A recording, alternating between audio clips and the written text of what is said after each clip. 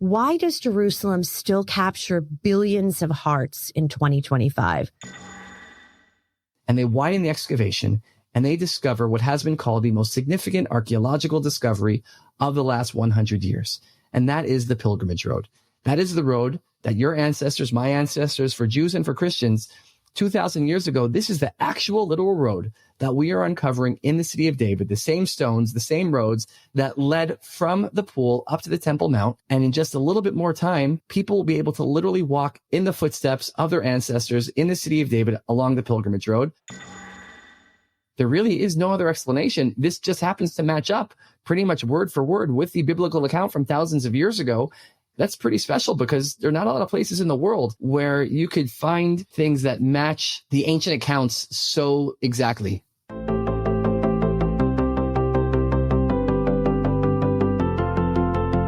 Welcome to the Israeli Trailblazers Show. After years of living in Israel, I'm back in America and I see it clearly.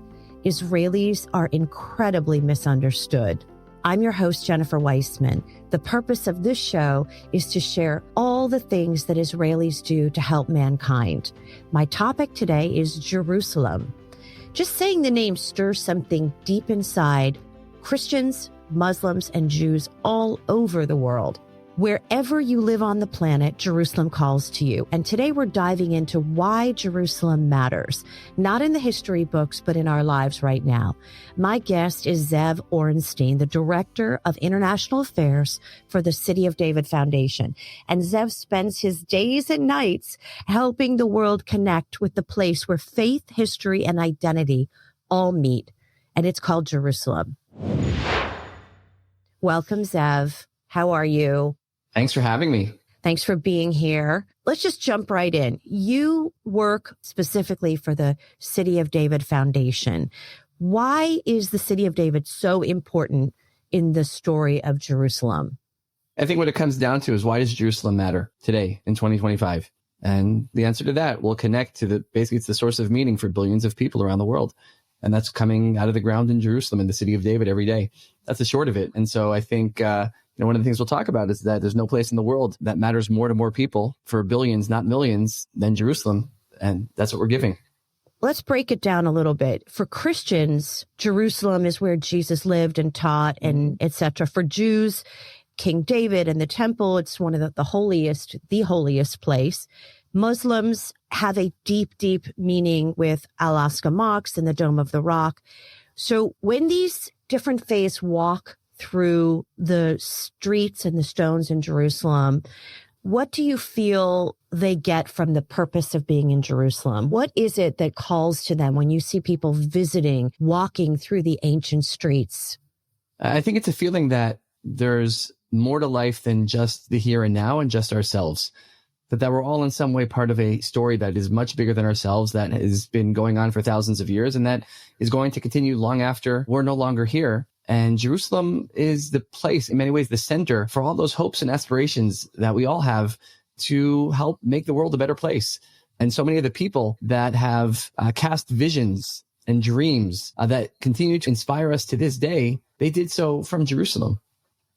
People feel the history. You're excavating like crazy. Take me through, what are some of the most interesting items and places that have been unearthed in the last decade or two? And then I want to drill down to today, because I know there's some exciting stuff happening with 2026 launching a new opportunity for Jerusalem. So what are some of the most exciting discoveries made in the last decade in Jerusalem? Well, the most exciting discovery really goes back more than a decade, but up until 150 years ago, everyone was looking for Jerusalem in the wrong place. When people think of lost cities, they may think of Atlantis, but no one really knows where it is. But there's a more famous lost city, and that's the lost city of Jerusalem. Because up until about 150 years ago, when people thought of where is the original biblical city of Jerusalem, everyone thought it was the old city, surrounded by the iconic old city walls.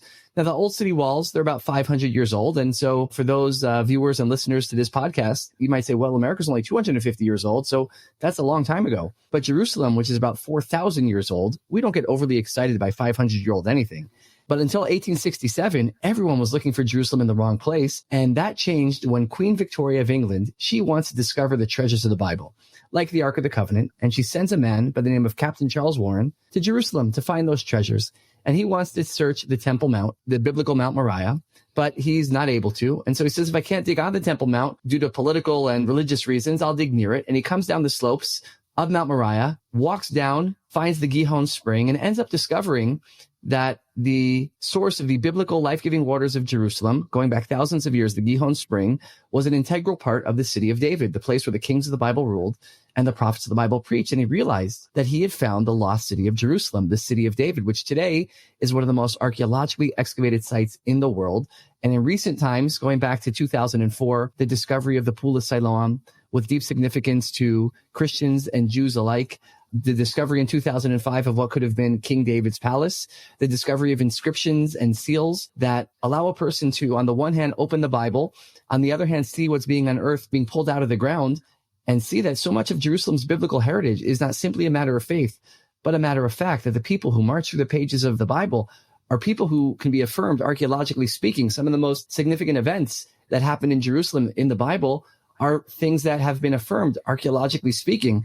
In fact, you see when you walk through the city of David, the historic site of biblical Jerusalem, that when you're in the place where the Bible happened, the words of the Bible come to life. When you're talking about excavating and you're finding mazes of tunnels that are revealing the ancient city, are there teams individually doing this? How does that actually work? So the archaeology in Israel is carried out by the Israel Antiquities Authority. They're the body that oversees all the archaeological excavation, which comes from universities all across Israel, and sometimes archaeologists from abroad who also want to take part in the excavations in Jerusalem and throughout the rest of Israel. And so you have in the city of David 5 active archaeological excavations going on, as we say, 24/6 here, that around the clock we have excavations that are unearthing Jerusalem's heritage, which is significant not to millions of people, but to billions of people around the world.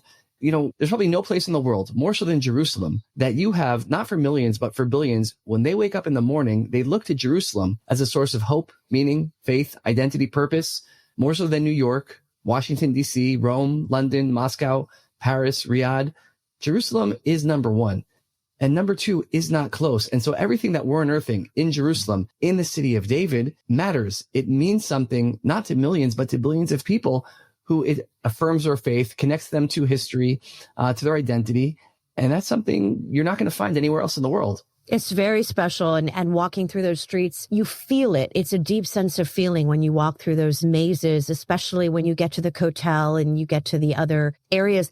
I want to talk for a minute about, you said there's 5 archaeological digs going on at any time around the city. I'm sure they're massive. And when they find something, what is the process that the archaeologists go through when they dig and they say, I think I got something here? How do they pull it out, and how do they verify it? What's the process there? So archaeology is a science, and therefore everything has to be done very methodically, very painstakingly. And so that means in an archaeological excavation, you're not bringing in bulldozers and dump trucks. Everything is very small, using very small shovels and little small hammers and buckets, and all the earth that is dug out then has to be sifted through and sorted through. Most of the time in an archaeological excavation, you're not actually making the discoveries on site. What ends up happening is you're going to dig and you're going to fill up bags with earth. And then those bags have to be sifted through and sorted through. And it's during that sifting process, most often when these discoveries are going to be made, whether it's ancient coins or inscriptions or maybe ancient weapons or mosaics or whatever it is, that comes out in the sifting process. Now, what's interesting is imagine you find some 2,000-year-old coin, like one that we just actually discovered that went across the international media headlines in recent weeks. And you make this discovery. You're not going to find a 2,000-year-old coin next to a Coke can or a potato chip wrapper. One of the ways that archaeologists are able to date things is it has to be found in a certain context. So if you're digging and you find a coin from 2,000 years ago, well, chances are you'll also find pottery from 2,000 years ago and maybe a weapon from 2,000 years ago, but you're not going to find a 2,000-year-old coin next to a Pepsi can or a potato chip wrapper because it doesn't make sense. It's a wrong layer. And so part of archaeology is understanding where you are historically speaking. When you dig down, what time period are you in? And then you know everything that you're finding within, a couple of inches one way or the other goes back to, let's say, 2,000 years ago, 2,500 years ago, 3,000 years ago. And then it's just a matter of what turns up. And I can tell you in the city of David, where you have these 5 active archaeological excavations going on, every day we're finding antiquities that are affirming so much of Jerusalem's biblical heritage going back thousands of years, whether it's seals with the names of people straight out of the pages of the Bible, whether it's inscriptions that affirm events, say 2,700 years ago when Jerusalem was saved from the Assyrian invasion. And it's just really exciting. And what's exciting is for these archaeologists, many of them, I would say, are secular. And so it's not as if they go into these excavations with a goal to affirm the Bible. In fact, for many of them, probably it's quite opposite. I would say they're not people who believe in the divinity of the Bible. And yet so often they make discoveries that they come around to saying, well, there really is no other explanation. This just happens to match up pretty much word for word with the biblical account from thousands of years ago. That's pretty special because there are not a lot of places in the world where you could find things that match the ancient accounts so exactly. That's amazing. Do they have a grand plan of what will be unearthed in the city of David in the course of the next 10 years? I can tell you even in the next year or so, what we're hoping to open up to the public as we speak, because of in 2004, a busted sewage pipe, the Jerusalem municipality has to send in construction crews to repair the sewage pipe. But Jerusalem is not just another municipality, and the city of David, the historic site of biblical Jerusalem, is not just another part of Jerusalem. And here you don't only send in construction crews, you also have to send in archaeologists. And so the archaeologists, they're supervising. The bulldozers and dump trucks are doing their work, and they begin to hear scraping and scratching. It doesn't sound right. They clear everyone out, and it turns out they discovered a series of ancient stone steps, 2,000 years old, going back to the time of Jesus. And the archaeologists said there's only one other set of steps in all of Jerusalem that look just like these steps at the southern end of the city of David, which are the southern steps that would have led up to the temple 2,000 years ago. And so they said, okay, well, what are these steps in the city of David?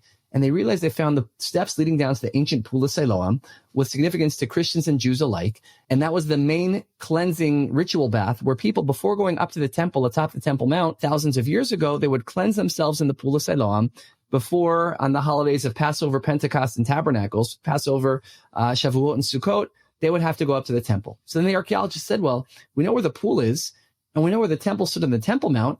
How did the millions of pilgrims get from the pool up to the temple? This half-mile journey. And they widen the excavation, and they discover what has been called the most significant archaeological discovery of the last 100 years. And that is the pilgrimage road. That is the road that your ancestors, my ancestors, for Jews and for Christians, 2,000 years ago, this is the actual literal road that we are uncovering in the city of David, the same stones, the same roads that led from the pool up to the Temple Mount. And in just a little bit more time, people will be able to literally walk in the footsteps of their ancestors in the city of David along the pilgrimage road. I'm asked quite often, what are the chances that Jesus walked on this road? I say, conservatively speaking, I don't want to tell you stories. The likelihood that he walked on this road is 100%. This is, well, how do you know? And it's really very simple. Because Jesus was Jewish. He would have gone with all the Jews to cleanse in the Pool of Siloam. He would have then gone up from the Pool of Siloam through the city of David along the pilgrimage road up to the temple on the Temple Mount. The Pool of Siloam that we're excavating as we speak in the city of David is 100% the same pool from 2,000 years ago, the same pilgrimage road from 2,000 years ago, same city of David, same Temple Mount, not simply a matter of faith, but a matter of fact. Incredible. That is an incredible finding. When will that be open to the public? We're hoping first quarter of 2026, God willing. In terms of the other excavation sites that are going on, is there anything interesting or stories you can share? Well, I could tell you that in 2005, a woman by the name of Dr. Eilat Mazar, a world-renowned archaeologist, she comes into our offices and she says to us, you need to move your visitor center. We ask her why. She says, beneath your feet, you will find the palace of King David. Now, we said, Dr. Mazar, people have been digging here in the city of David for the last 150 years. No one's ever said that before. What makes you so certain that this is the spot? And she says to us very simply, the city of David is a city on a hill. And if you're going to have a city on a hill, what part of the hill will you find the palace? The top of the hill. She says, this is the top of the city of David. This is where you'll find the palace. And in fact, she said, a few decades before, right next to where our visitor center was located, archaeologists discovered a royal Phoenician capital. Now, Phoenicia is modern-day Lebanon, and a capital would have stood atop an ancient column or pillar. If a person imagines the White House or Supreme Court, you have big columns in front of the building, and on top of those columns are ancient capitals. And she finds this royal Phoenician capital, and she says that this proves that the site of where we're standing, where our visitor center was in fact the location of King David's palace. Now you might be wondering, and your listeners and viewers might be wondering what we were wondering. What on earth does a royal Phoenician capital have to do with David and where he built his palace? Obviously what I was thinking. Right? So we asked her, and she said to us, if you knew the Bible like I know the Bible, you wouldn't ask questions like that. So we said, clearly we don't. Help us out. And so she tells us, if you open up to the second book of Samuel, chapter 5, King David has done the original Mission Impossible. He conquers a city that for 400 years prior, no one was able to conquer. Now, how does David conquer the unconquerable? For our next episode together, we could unpack that mystery. But he manages to conquer Jerusalem. He makes it the capital of his kingdom. And the first thing he does after doing that is he reaches out to his neighbors in the north, the Phoenicians. And it says in 2 Samuel chapter 5, verse 12, that King Hiram of Tyre sent envoys to David with cedar logs, carpenters, and stonemasons, and they built a palace for David. So Dr. Mazar says, why do we find a royal Phoenician capital here in the city of David? Because it was the Phoenicians who built David's palace. And the rest, as they say, is history. Amazing, amazing. So you moved the visitor center. We began to dig, and she finds massive walls to the north, to the east, and she finds at the base of the walls pottery and other organic material, which she dates back to the time of David. And others come and say, well, maybe it's a couple of years after David. So the debate is not so much what that area was. There's near consensus that this area served as the royal government center of the Davidic dynasty, the original Capitol Hill. The question is, was David living there or his grandson? Now, personally, it's not keeping me awake at night. The Davidic dynasty was ruling from the city of David in Jerusalem. And now we have yet to find a sign saying, welcome to King David's palace. Maybe we'll find that one day. Maybe we won't. Could happen. You know, but here's an amazing thing. Up until 1993, one of the most famous people who ever lived, who there's probably no civilization who has never heard of King David. And yet, until 1993, there was no archaeological evidence that he ever existed.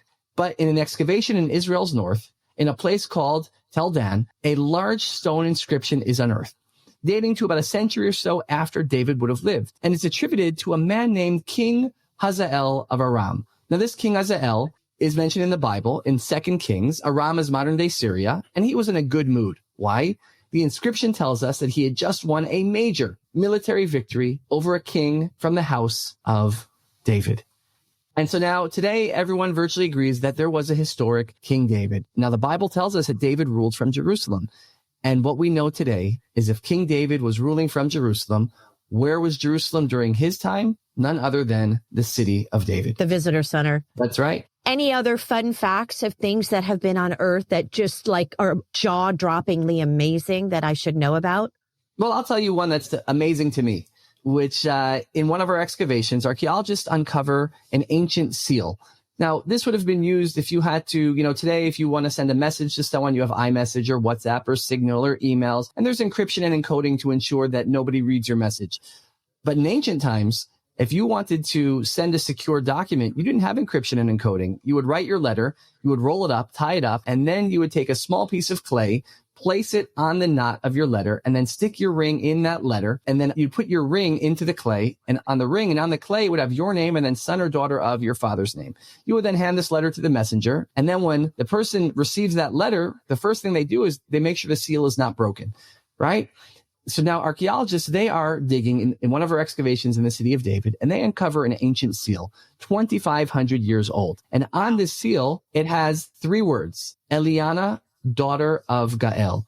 Now, this seal is very special for a couple of reasons. One, you could count on one hand how many seals with the name of a woman have been discovered in Jerusalem 2,500 years ago, which means that this Eliana, daughter of Gael, was someone important. Maybe she was a member of the royal family. Maybe she was an influencer, a celebrity, a political leader, a business leader.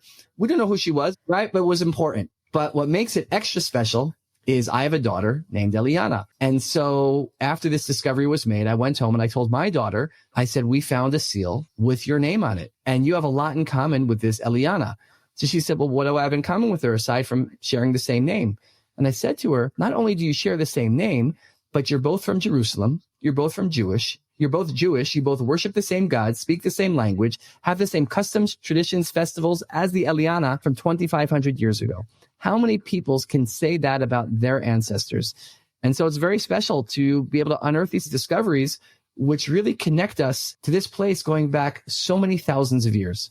So when you find these coins or when you find a seal and it's unearthed and it's documented and everyone agrees it's authentic, where do these items go? Are they in a museum? How do you display them for the world? They're in museums all over the world. You can go to the Israel Museum in Jerusalem. You can go to the British Museum. You can go to the Museum of the Bible in Washington, D.C., and countless other museums around the world that are displaying these antiquities, fancy word for old stuff, these treasures that are being unearthed from Jerusalem that, people are able to go and connect, affirming so much of Jerusalem's biblical heritage going back thousands of years.